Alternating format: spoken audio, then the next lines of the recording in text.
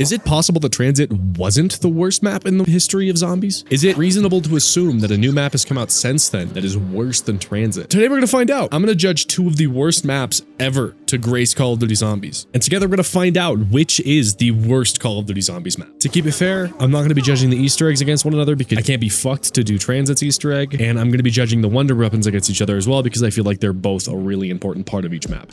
TranZit.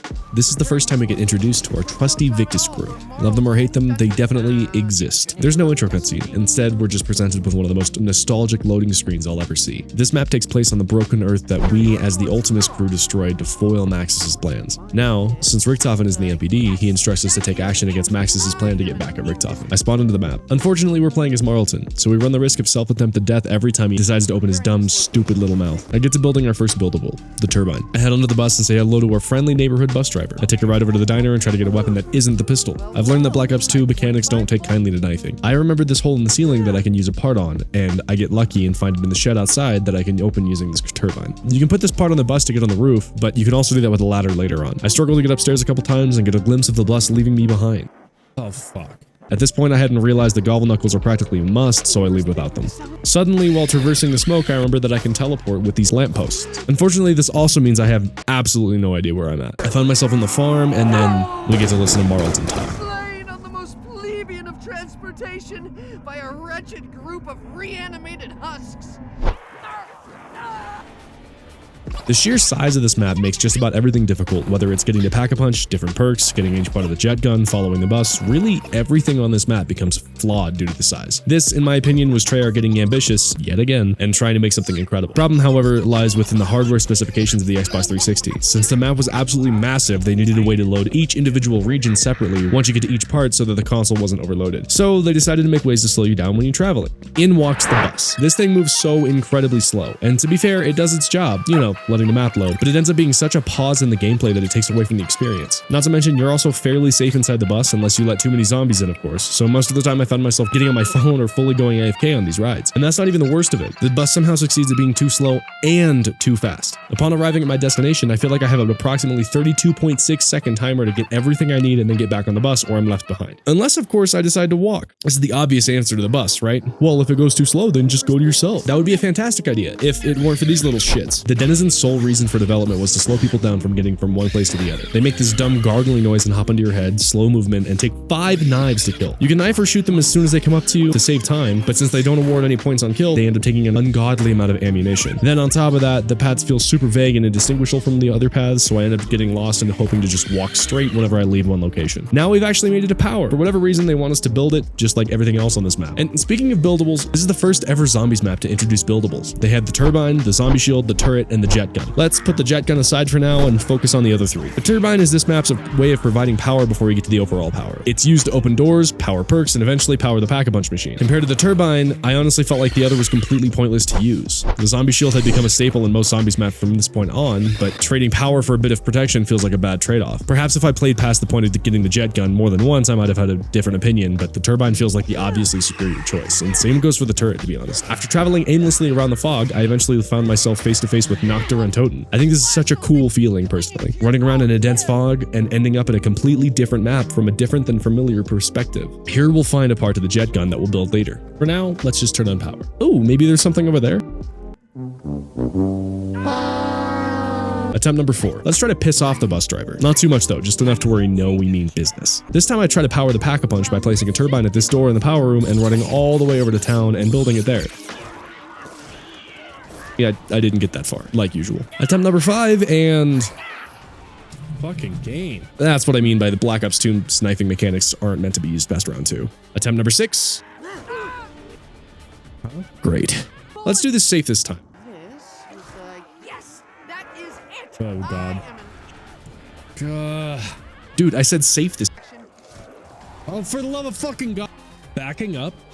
is like 4 times slower than it is in Black Ops 3. Holding S is like an 8th speed of actual walking. All right, reset time. Since you like knifing so much, let's go for the Galvanuckles, shall we? I don't know why you all of a sudden can survive past round 2 with only the starting pistol, but couldn't before, but whatever. We're gonna try to actually get the jet gun this time. After looking up a guide, I discovered that there's a cabin in the woods I never knew about. There's a house. I head back to town, and I decided to check out this room that I've never opened before. Now, let me know in the comments if I'm wrong, but I don't think there's anything in here other than a wall buy for grenades. Okay, it's looking like coming in here was a bad idea. Usually is. While I'm here, I get Staminup, best perk in the game, and I run back to spawn to get the second jet gun part. And this is a great example of why you need Galvanuckles on this map, because instead of deciding to wait for the bus for however long, I want to get to town as fast as possible, so I sprint there. Excellent. Now we have 2 of 4 pieces for the jet gun.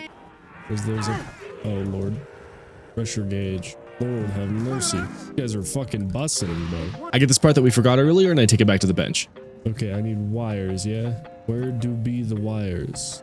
After finding the wires, I place the turbine to try to get Pack-a-Punch open. Clearly, I don't know what I'm doing though, because by the time I get to the corridor that's supposed to be open, it's not. Okay, well now what? I did the thing. Seems you forgot that it's me playing, so of course I have to get myself cornered and downed here. And in even more unfortunate news, I was still optimistic about the jet gun at this point. Okay guys, we're about to have the jet gun. But then we finally build it. And for whatever reason, I thought it was going to take up a gun slot like this liquefier did. Oh. Wait. Oh, it's a... Oh. Oh. I really don't like that idea. Oh, it pulls me? Okay. Alright. Oh, okay. This seems really, really stupid. Okay. Well, that was another half hour down the drain for no reason at all. Alright, I'm not using the jet gun again. That was dog shit. I did so much work to try to get that bitch, and then it didn't fucking matter. Oh, the jet gun. I hear all the time about how bad this thing is, but unfortunately, I genuinely thought the community could have been wrong about it, so I had my hopes up to try and... This fucking thing moves you toward the horde that you're trying to kill, and it doesn't stun or even kill them fast enough to protect you. Moving backwards with Black Ops 2 mechanics is already such a drag, but negating that entirely just feels like a walking L. That's fine. We'll head back in and we'll try to just get Pack-a-Punch open. I'm dead.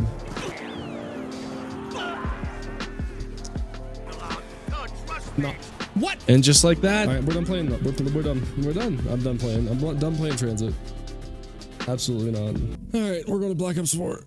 I'm done with this fucking game. I give up. But here's a clip from my stream where I actually got it opened and built and got everything handled. I kind of wish I had Staminup here. Oh fuck, I haven't opened up the thing yet. That's gonna be a problem, isn't it? Do I have time to open it and do all the shit that I need to? Or am I just gonna fucking die here?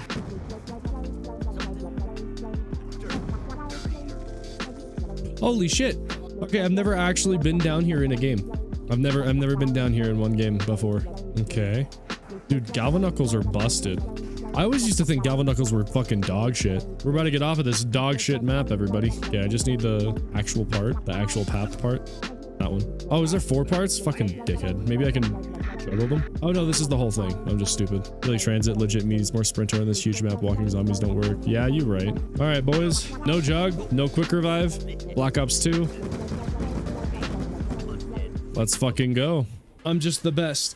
Attempt 2 on the worst map in Call of Duty Zombies history. And hey, before we move on, I should mention, I didn't get an Avogadro in my game, but I just watched a tutorial on how to actually kill him, and it doesn't seem like that big of a deal. Just knife him a bunch of times or throw an EP grenade at him. I don't think he's worth talking about. Nothing really crazy to think about. Nothing too game-changing. It's no big deal. Don't worry about it. Anyway, on to Voyage of Despair. VOD is one of the 4 on-disc maps from Black Ops 4. We play as a cast of all new characters named Chaos. To put it simply, this map is just the Titanic, but with zombies. The purpose of the Chaos crew being here is to find the token female character Scarlet's father, but unfortunately there's a cult and this mirror looking thing. Look, things get complicated here quickly. Now look, I had a really hard time with this map, so I'm going to play all of my failed attempts in the background while I get some of my points out of the way. A map on the Titanic seems really interesting in theory, especially when you consider that it's meant to be as true to the story as possible, with there being zombies and all. Anyway, there's an emphasis on in theory, right? In actuality, the map ends up being very convoluted in terms of where everything is and how to get everywhere. If Black Ops 4 didn't have location names in the top left, I don't think I ever would have gotten to where I need to go. In most maps, you could say, oh, over by Pack, or oh, it's by Jug. But here there's 2 nearly identical rooms with a perk statue and some rooms that are called the First Class and the Millionaire Suites. Oh, great. Awesome. It took me a good 10 attempts just to get my full bearings of this map. Overall, concept was really interesting and cool to me, but the execution felt lacking in a dozen ways. I must have like kicked puppies in my past life to be tasked with playing Black Ops 4 right now. I'm fucking dead? Okay. Oh my fucking god. Oh, for the love of fucking god. Are you? Oh my fucking god. This is hour 6, I think. I think Cold War. I'm not playing this game anymore. I'll be right back. Oh. Who lives in a pineapple under the sea? Bro, leave me the fuck. Oh, this fucking game. I think he was, but I don't know. It's worth checking again. I'm done.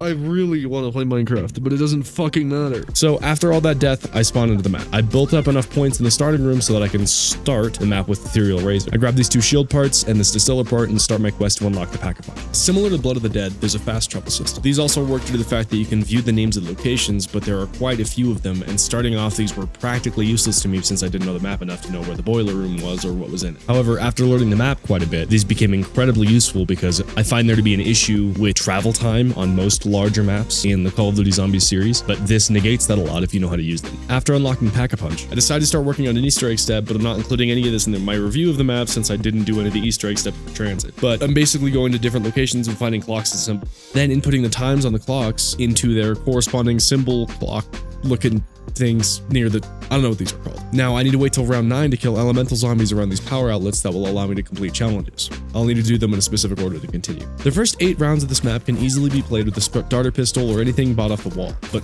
round 9, dear god. Round 9 comes through the gates with a difficulty level similar to Mike Tyson's Punch-Out. Obviously it's not objectively hard, but the difficulty jump on this round was definitely noticeable. I found myself paying very close attention to the round counter to make sure that the elemental zombies weren't about to RKO me without me being able to do anything about it. Is this a bad thing?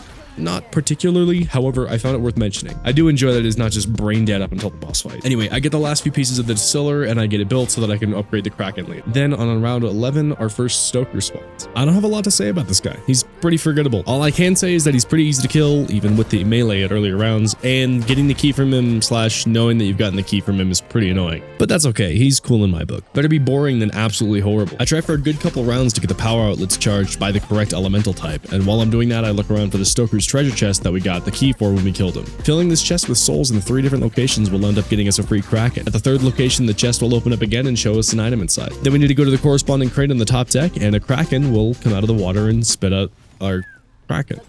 Fitting. Oh, the Kraken. I was told by somebody in my Discord that this gun was terrible and it wasn't worth using, and I believed him. Now, it's no Sliquifier and no Alistair's Folly, but it's a solid wonder weapon, especially considering that when it's on the map that it is on, it becomes essential to progressing whatsoever. Not using it meant I couldn't get past round 11 in most cases, and using it got me through every challenge that I tried first try. It's even better once you Pack-a-Punch it, and then there are 4 different elemental upgrades to get after that increase its power any further, notably the Purity or Ice upgrade.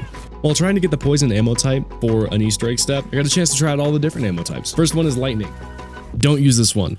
It's dog shit. It basically makes your gun a shotgun, but it only does good damage to regular zombies, and as you can see here, I try very hard with all my might to kill this Blightfather, and he just does not want to die. I think I shot an entire reserve magazine of ammo into this guy and he still didn't die. And so I killed a different type of zombie and got the fire upgrade instead. The fire upgrade is basically a chain shot that shoots 2 bullets out once with a chain wrapped between them for very high single target damage. It shoots a little bit too slow for what I was trying to do here, so I switched it back for the lightning upgrade. However, that was a horrible idea. I'll come back to fire later, but for now we're going to focus on Purity, probably the best upgrade. This thing basically has a charged ice staff AoE effect every time you shoot it. Unfortunately, I get the poison upgrade that I needed to do this step, and so I swap it out pretty quickly to get that. The poison upgrade is also nothing crazy. It's basically the Nova 6 die machine from Cold War. You shoot the ground with it, it does a little AoE effect. It shoots the same way as the regular one. It's a good one, but it's not as good as Purity or Ice. Overall, I think the debate between these 2 maps becomes a really big conversation of concept versus execution. I think both of these maps have really cool concepts, and if executed better, could have been probably the top tier maps of the entire series. But the fact is, the execution of both maps, one due to hardware limitations and one due to just bad design choices, they ended up being terrible. In order to judge which one, in my opinion, is better, I'd have to judge which one I'd rather go back and play right now. And I think TranZit has to take it because Voyage of Despair's mechanics just pissed me off so badly. Voyage of Despair just ends ends up being forgettable overall. I mean, I could go back and play TranZit and know a good amount of the map,